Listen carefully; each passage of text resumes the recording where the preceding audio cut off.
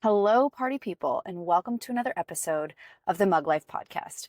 I'm Brittany, and before we even jump into today's topic, I have to be so honest with you. I have really dreaded recording this episode because I knew that it had been such a long gap since my last recording. So it's been over a month since I have recorded an episode, and so much of today's topic is going to touch on why this is an issue and why it's something that, even though I'm a coach, I continue to work on as a person. So I love this podcast. I really enjoy recording and talking and diving into topics that really mean something to me, and I know will mean something to you. And so when I took this time off over the summer, I was trying to be more intentional about the time that I was spending, and it came down to making a decision. I had a lot going on with my business, with clients, with life in general at home with my kids, because over the summer I'm a teacher full time. And so over the summer I am not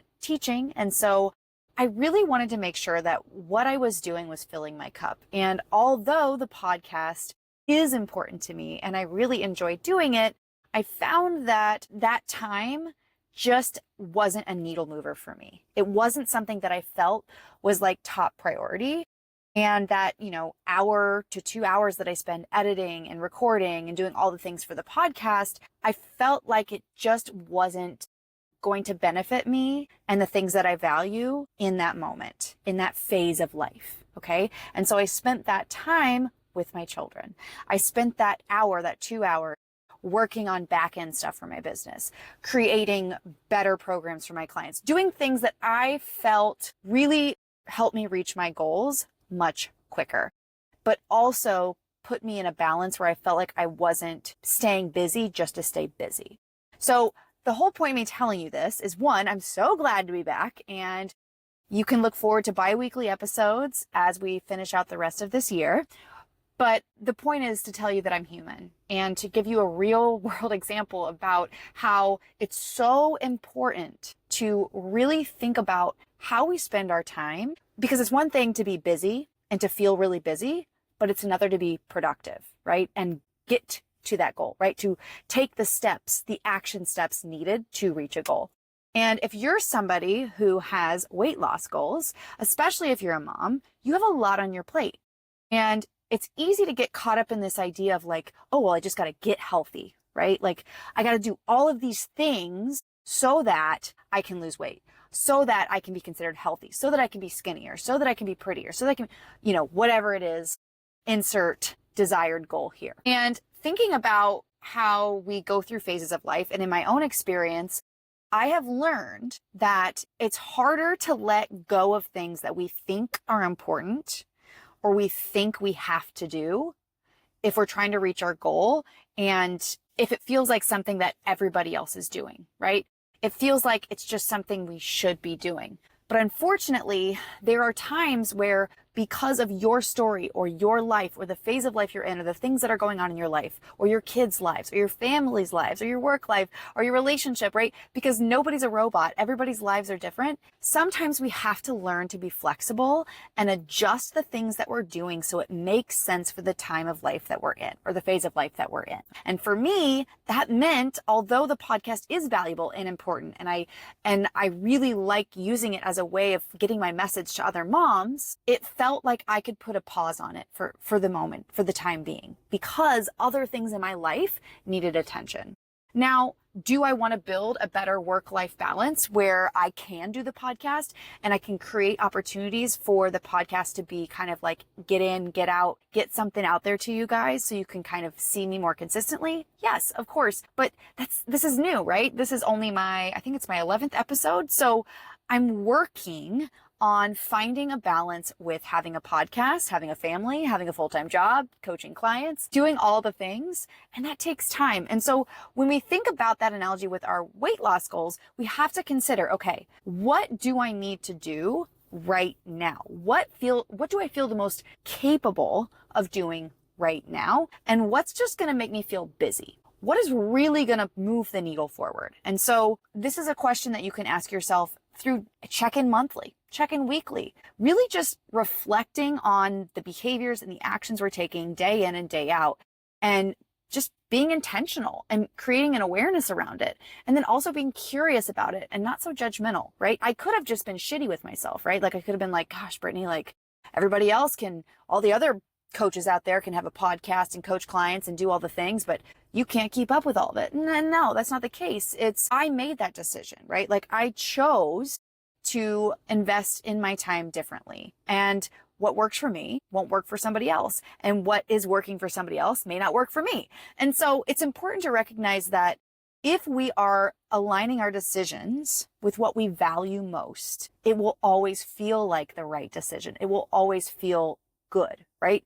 Because it's going to come from a place that's a lot deeper than, oh, I have to do this. And so if you're somebody who's struggling with your weight loss goals or trying to create consistent habits and you're just not sticking to them, maybe it's because what you're doing doesn't align with the phase of life that you're in, or the things that you value, right? Or maybe you're just trying to do what some other girl on social media is doing or your best friend is doing, and it works for them, great. And she's dropping a bunch of weight and she's feeling confident and she's working out consistently and she's timing it perfectly with her toddler's nap times. But maybe your toddler is like in a shitty nap phase, right? Like, and he will not go down for a nap. And you are just struggling to find time to just go poop by yourself, okay? Like, I have been there. We have all been there as moms. We go through phases where like everything feels like just like out of your control. And unfortunately enough, sometimes our kids do kind of like run our lives a little bit, right? Like we are on our toddler's time. I always joke and say, I'm always on Brian time. He's my littlest one. He's 3, just always around their schedule. And that's just because they need us, right? And that's okay, because guess what? It won't always be like that. And so I have to remind myself that a lot as a mom, that the phase of life I'm in is so temporary, and to have a different viewpoint around where I'm at and what I'm able to do and what it looks like for me to be successful will change. And that's okay. What it used to look like for me when he was a newborn to now is completely different. And I have to learn to adjust. And the best way to do that is to start leaning into how you want the things that you're doing, the habits that you're creating, to fit into a structured routine around your life. You are not forcing something into your life. You are basically strategically placing these habits and these things throughout your life, sprinkling them in to fill the cracks, right? We're not wedging something in our life, right? And causing pain and a blister. I don't know if that analogy makes sense, but in my head, it was like a really good picture. I'm gonna take a drink of coffee. Hang on. So good. Coffee is literally the nectar of the gods. Totally is. So I want to give you an example of what I'm talking about. So if you're somebody who's like, okay, I want to start losing weight, and I know to lose weight, I need to be moving my body more. Okay, perfect. You're a mom. Let's say you have a couple kids and they're all toddler to newborn age. All right. And you decide like, okay, my friend is walking more and she got a walking pad, and I'm going to get a walking pad too. And so you get the walking pad and you never fucking use it. You catch yourself like thinking about it, like you see it in the corner of the room, like, oh, I should get on the walking pad. Man, I really need to just start walking more. Like that's how I'm going to lose weight. But it's like every night you get to the end of the day and you're like, dang it, I didn't walk on my walking pad. And what's happening here is not a lack of motivation. It's not because you suck at walking. It's not because you'll never lose the weight and your life is over and just you should crawl into a hole and just cry. It's because you haven't found a reason to use it. All right. And so for you, it might be that you're somebody that prefers to get outside in the fresh air and you want to go for a walk outside. Maybe you'll find you're much more motivated to move your body if you're not just walking on a walking pad staring at the wall, right? And maybe you want to involve your kids. Maybe you know already that your kids are learning how to ride a bike, or they want to ride in the backpack, or you want to push them in a stroller. You are getting in movement that way. And guess what? Here's a little tip for you, a fit mom tip here. Kids are the best accountability partners, because once they realize that you want to move your body more, kids love to move. Kids love to play. Kids are physical. They like all that shit, right? So because they like it, they're going to want to do it with you. And if you can make it a part of your day that they can also look forward to, like waking up with mommy and going for a morning walk, And maybe while you're walking, they're pushing their own baby stroller, or like you have them in the stroller, or they're in a backpack, or they're on a tricycle, or they're on a bike, or maybe you're just holding hands and walking to the mailbox and back. But guess what? It's something that you can do, that you're capable of doing right now in the phase of life you're in. It makes sense for you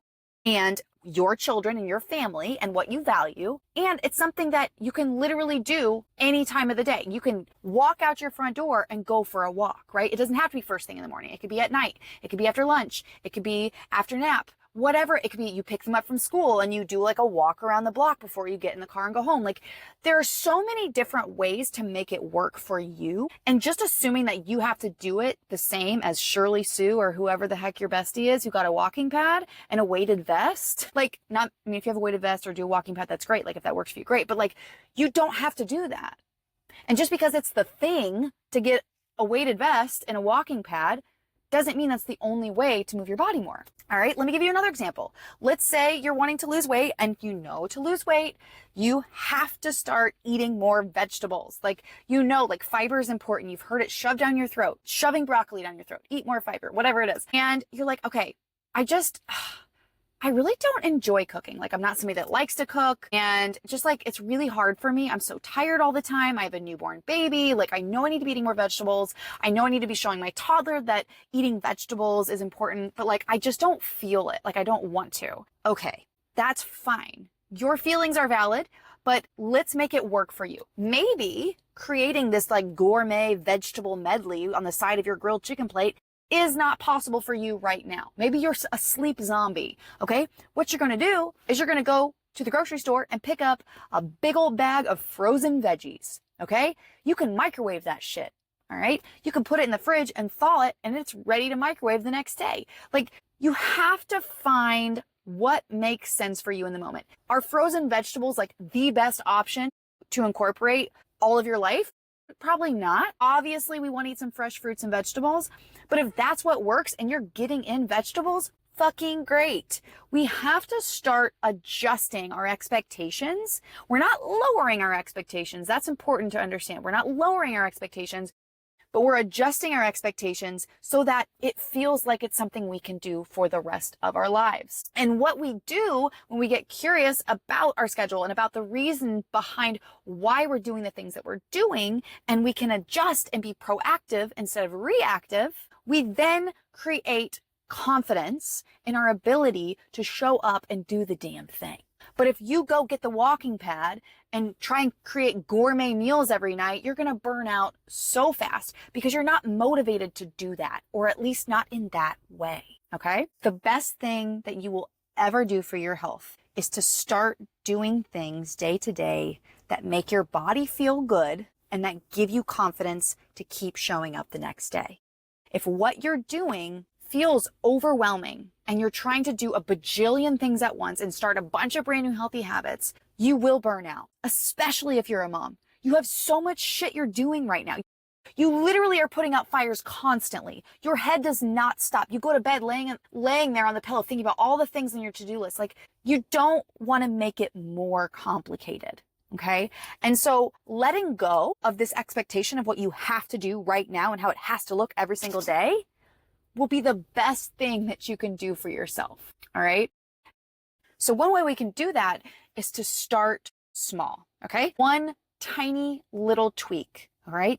Something as simple as like getting a big jug that you can fill up and be like, okay, what am I capable of doing right now? What's going to move the needle towards my health? I know staying hydrated is important, and I'm not always hydrated. Maybe you're breastfeeding, and I know staying hydrated is essential to be able to breastfeed, right? So how do I do that? I'm going to get a big jug that I can carry with me, and I'm going to drink 2 of these a day. Right now, I'm only drinking maybe 1 a day. How can I just bump it up a little bit more? I'm going to drink 2 of these a day, and I'm going to see how that affects my energy, my mood, and my confidence, right? And what happens after a week? You consistently, maybe you have like a little notes app checkbox thing that you have, or you just write it down, or a dry erase board on your fridge, some type of visual. It's really important to create visual reminders of what your goals are and your habits are. And I'll talk about that more in another podcast episode. But, just the idea of consistently showing up for a week and drinking 2 jugs of water a day, you are going to get to the end of the week and be like, holy shit, I did it. I freaking did it.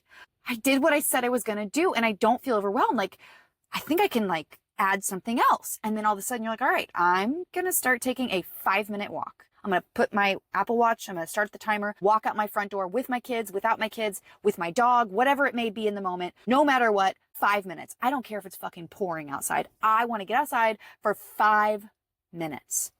And you show up and you do it for a week. And then you're like, all right, I think next week I could do like 8 minutes, right? But instead, so many of you are like, I'm going to drink so much water every single day. I'm going to get in 10K steps. I'm only going to eat vegetables and protein on my plate. I'm going to cut out sugar. I'm going to drink lemon water to detox. And then I'm going to take that hormone supplement that one girl was selling on Instagram.